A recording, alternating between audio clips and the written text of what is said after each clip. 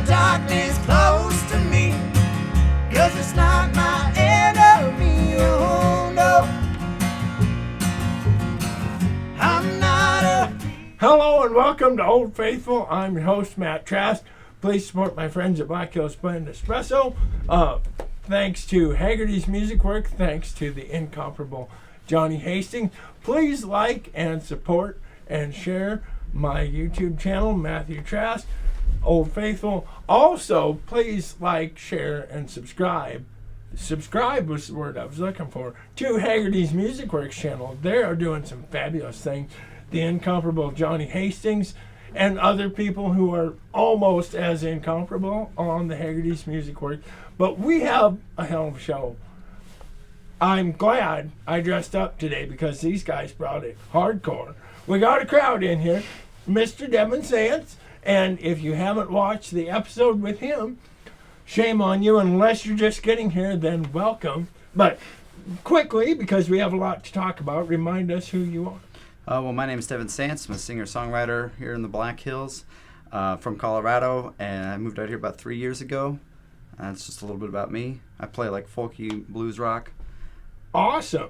And often on a Taylor guitar, but you were kind enough to bring a second guitar to show off on my show, and this show is called Old Faithful, and it is about guitars. Go ahead and tell us about this guitar. Well, this is a master built. I actually bought this from Tom Freer at Batch Elders back when he worked there. Okay. The place is no longer standing. The retail location is closed. That was actually the first time I met Tom Freer, and him and I went on to be good friends. That's actually where I recorded my album, was with him. So it's pretty cool, kind of sentimental value now that it's got that story behind it. So it just kind of sits around the house most days because I play my Taylor, but every once in a while I like to pick it up and just groove on it. Awesome. Let's talk a little bit about the guitar. Is this kind of your house guitar? Yeah. Has it inspired any songs? We're about to talk about his album, which is coming out. How many of the songs did you write on this guitar, would you say, or did you?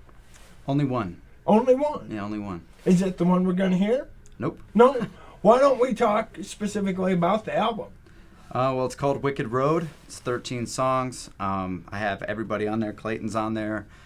Tanner Johns, Tom Freer, Brandon Jones. Oh, my. Got a ton of people. Tyler Bills, Mike Rosick, Conrad Ganch, a bunch of people who helped me out to make it possible. Had some awesome album artwork from Kiara, and Kiara poured art, so that was really, really cool there.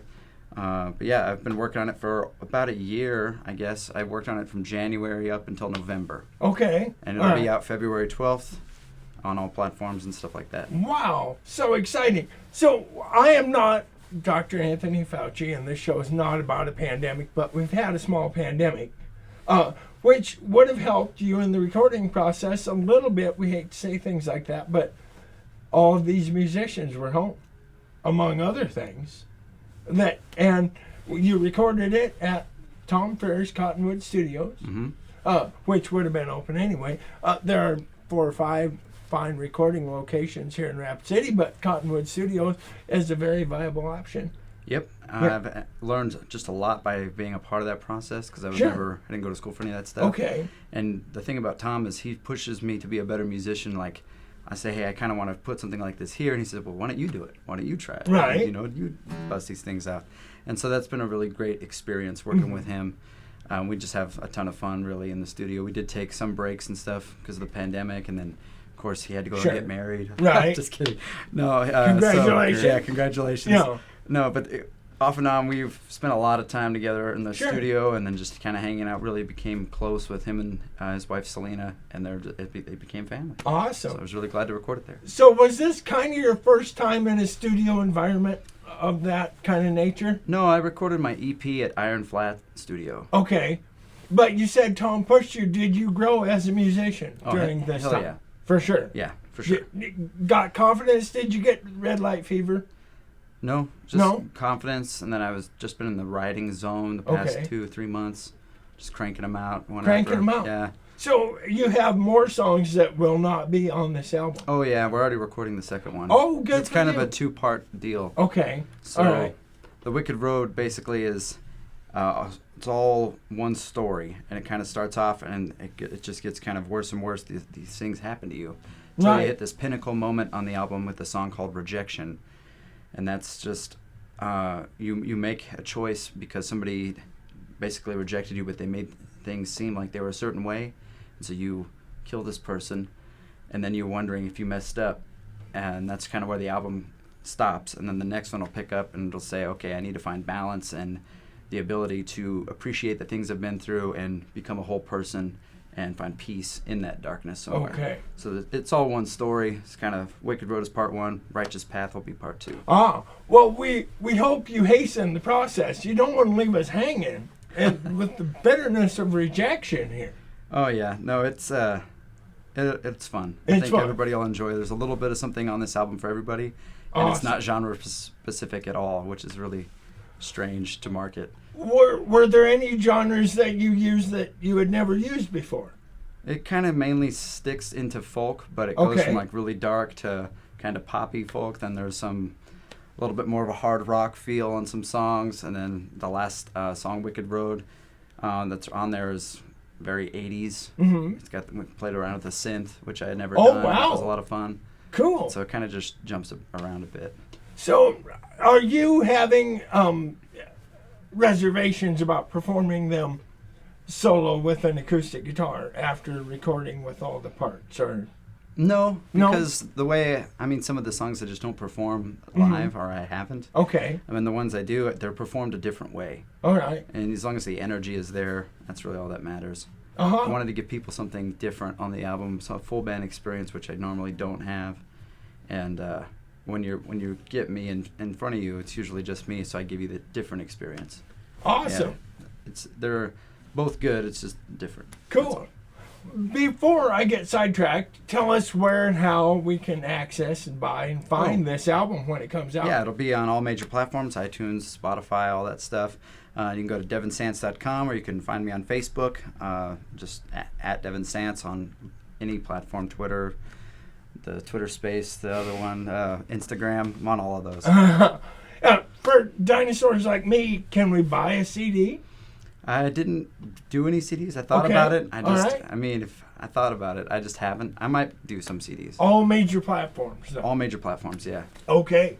Do you mind if I question your guest? No, please All do. right. He has been on the show as well, Mr. Clayton Ryan, with a bass guitar. If you'll recall from his episode, he's actually got book learning in the subject of bass, and I'm so excited to see this right here. Tell us about this fine instrument that you brought. Yeah, this is a Andreas Eastman 3/4 scale bass, and it's just I've done a whole bunch of modifications on it to make it even more playable, and I play in fifths tuning, so it's like a giant cello, gives Okay. you a low extended C, and then also it's really good for playing chord stuff like. So, that's something I picked up in school, was playing in fifths like a cello. So it's kind of a strange tuning. You got to get different strings to work with it, but I believe it's the superior way to tune them, and that's just me. And I'll die on that. I'll die on that hill. Well, I told you we were going to have some book learning on the subject. By golly, he brought it. Didn't even study for it. Remind us, for those of us who forgot, what a regular cello is tuned to. Well, normally I would have, it'd be tuned like a bass would be tuned like a guitar with your E, A, D, G Okay. for that, but instead the E is dropped down to a C, then the Okay. A is dropped down to a G, D stays the same, and then you tune up the G to an A. Okay. So it's got this nice open fifth tuning to it. It's really nice. You've actually broached a subject I recently was talking about in regular old life, not here being a rock star on my show. Somebody asked me how is an upright bass tuned, and I said, well, I think like a violin actually, but I was wrong. Most of them tuned to guitar tuning. Yeah, well, they started out kind of tuned like either cellos or violins. Then they went through. Then eventually, around like the 1800s, everything went to the fourths tuning, like guitar tuning. Oh, okay. And then people are starting to go back to that fifths tuning just for different various reasons. The chords. It's fun for walking bass lines when you're playing jazz, and just the whole instrument is more in tune with an orchestra when you're playing. Just 'cause Okay. everything else is tuned in that way. Sure. So it would make sense to have the bass tuned the same way. Wow, a diversion I did not see coming. Thank you. And the Neither did nerds I. are happy. That's awesome. Yeah, how many songs on Mr. Sants' album did you play upright bass on, and how many did you play regular, possibly electric bass guitar? I played a whole bunch of different instruments on a whole bunch of different tracks. I don't know what the final tally is on it because I don't know if I had some Upright, drum takes that I don't on- know if they made the final cut. Upright, I think you played on 2 songs. 2 songs, and electric bass is Electric on bass is on one or 2. It's hard to keep track, actually. Sure. Played resonator guitar on a few. Yeah, resonator All guitar. right. Some tambourine work. My real forte. And some vocals. Wow. Hey. Chris is on there too, but Clayton's got a great voice. He actually did harmony vocals on some, and we're getting ready to do some where he's going to be more of the featured person on there. I will agree with you so that that'll be this a man right fun here has a great voice. Yeah. Joe chord, yeah. Yeah, absolutely. So you were just a jack of all trades in the studio. Yeah, Yeah. I mean, Devon would pretty much say, "Hey, what are you doing tomorrow at 11 o'clock?" And I'd say, "Well, I'm gonna record some stuff. I guess we'll find out what it's gonna be when I get there." Sure.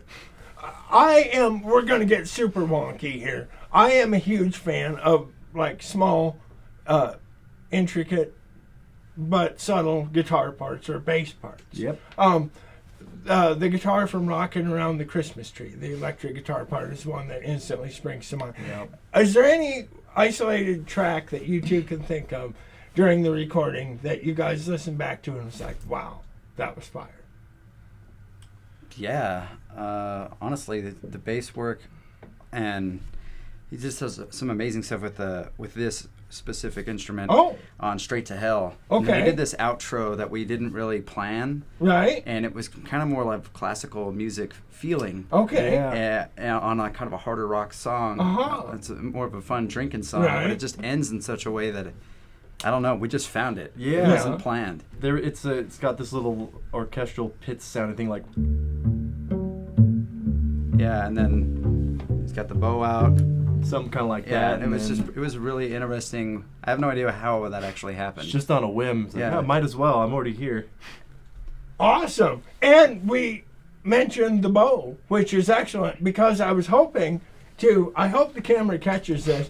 This man has a quiver I hope I have the on his upright bass. Ayo. Is this common to have a quiver? I have never seen this. Yeah, definitely. I love it. For people that play both jazz and classical, having that there to it makes it very versatile, and even you don't have to set the thing down Sure. if you're moving between the two, and yeah, it's pretty much I don't know. There's really no other better way to do it Sure. other than to like throw stuff around and miss your entrances Right. putting a bow down.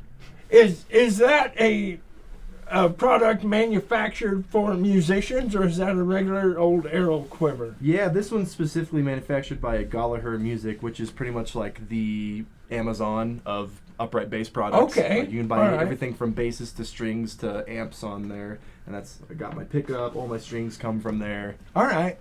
Tell us about the pickup on that instrument. Yeah, it's just it's wedged between the adjusting discs on the bridge there, and you just run a regular 1/4-inch cable into it. Okay. And you can plug it into an amp. This one doesn't have a preamp on it, but I have one that I can run it into before going to the amp. Okay. And I mean, it's probably the best you can get out of amplifying an Mhm. upright bass, other than a microphone. Sure. That's always going to be the best way to do it. So and I'm guessing Mr. Tom Freer again at Cottonwood Studios had some say in this. Did you mic it and run through an interface? Yeah, most recording experiences I've had, you do a combination of a mic and a DI, like big band albums especially, because you can kind of get a little bit more of a clean, punchy sound from Mhm. the DI, but also get the acoustic sound of the instrument and blend them. So it's Cool. definitely helpful to have it on there as an option. Awesome. And we have one more thing that we for sure need to talk about. Mr. Sants, you elected to have a very cinematic video produced. It looks like Yeah.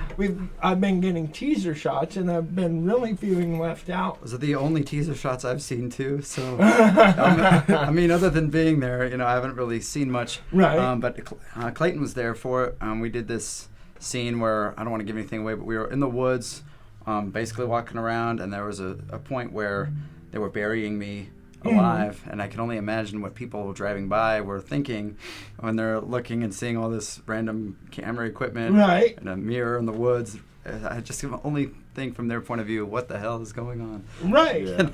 But it was so much fun. That was going to be Yeah. my question. It was so much fun. And then we did a live performance shot of the same song, which will be in the same video the next day. That was at Hay Camp, and that was also a lot of Okay. fun. Cool. Getting that many musicians in the same place who don't normally hang out together is Right. always a really good Right. time. Yeah. Well, I am looking forward to that. It will probably be available on YouTube. Yes. I think we're shooting for a week after the album comes out. So I think on Okay. the 19th, the video will drop. All right.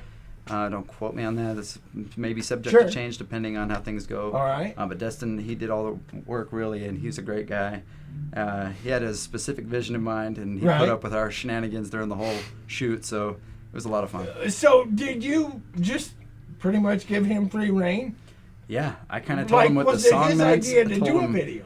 Yeah, well, no, it was my idea to It do was- a video. But you called him and you said, I want to do a video, and he said, say no more, show up on Tuesday. Basically, yeah, I asked Wow. around to a few people who I should talk to, and they said, Russ or Destin. Mm-hmm. And so I hit up Destin on Facebook, Right. and all the rest is history. Did you have any reservations when you got there, or you were just like, let's do it?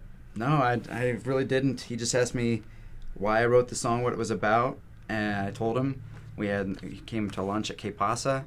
We talked for a little bit, and then that was it. And he just had his own vision since then. Huh. I'll be dang.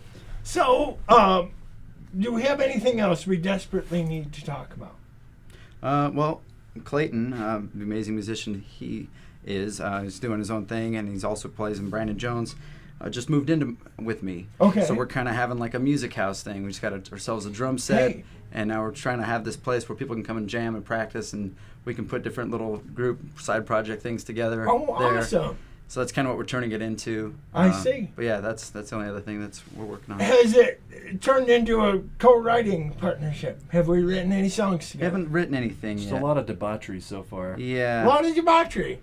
Yeah. I'm going to have to come over, ain't I? Yeah. Well, this Yeah. is your invitation right here. Yeah. Well, thank you, sir. I appreciate it. Yeah. Oh, I'd like to have everybody over. Both of you will be playing in the Black Hills area in perpetuity and the surrounding area, you and the Brandon Jones band. And hopefully we Yeah. all take off, and you and I will be playing across the United States as well. Yeah, it'd be awesome. Yeah. Including performances at the brand new Iron Phoenix here in Rapid City, which I'm looking forward to visiting. Yep. I'm playing there at 7 with Chris Husengate tonight. Awesome. And 8 tomorrow, which I know this will come out after that, but go check that place out. They got a great steampunk kind of gothic aesthetic going on. It's really awesome. So that's why I'm dressed the way I am for that show tonight. So And you needed to look good yeah, that's for it. here. Yeah. Are we ready, boys? Yeah. All right. Mr. Devon Sants, Mr. Clayton Ryan, the Singing Mountain. I'm Not a Hero. This is the song that the music video will be for. I forgot to say, remember my sponsorship with Trash K LLC, large, round, and square bales, 515-0858. And Tom Freer says, change your strength. All right. All right. Give her hell, boys. All right.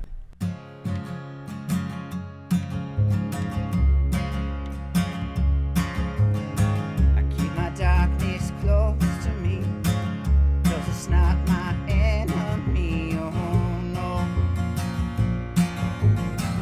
I'm not a hero.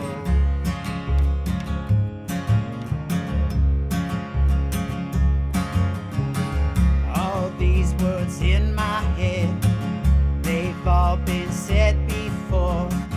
Like, why am I here? What do I stand for? I tell myself I'm free and stand for something, but I know deep down inside I stand for nothing.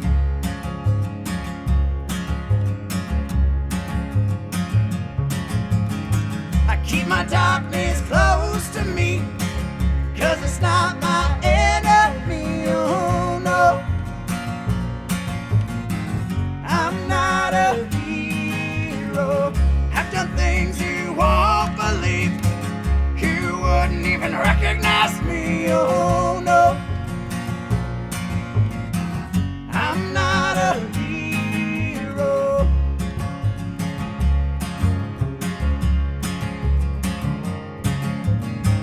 I am barely story, some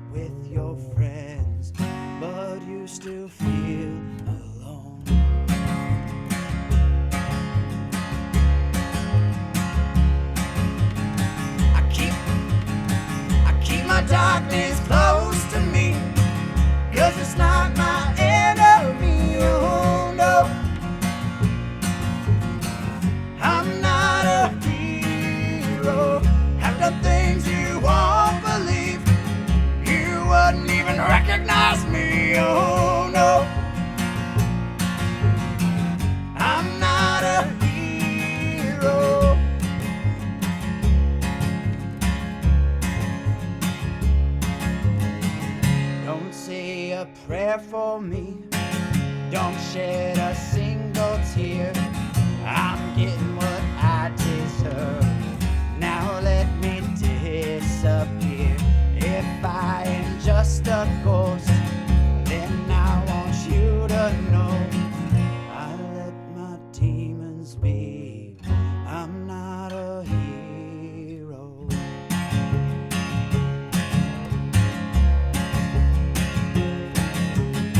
I keep my darkness close to me, 'cause it's not my enemy. Oh no, I'm not a hero. I've done things you won't believe. You wouldn't even recognize me. Oh no, I'm not a hero. I'm not a hero. I'm not a hero.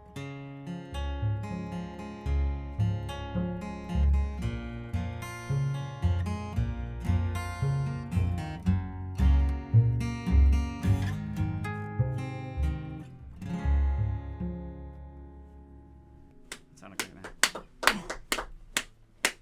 Wow. That was incredible, guys. Thank you. Just like the record. And thanks for watching. Tune in next week.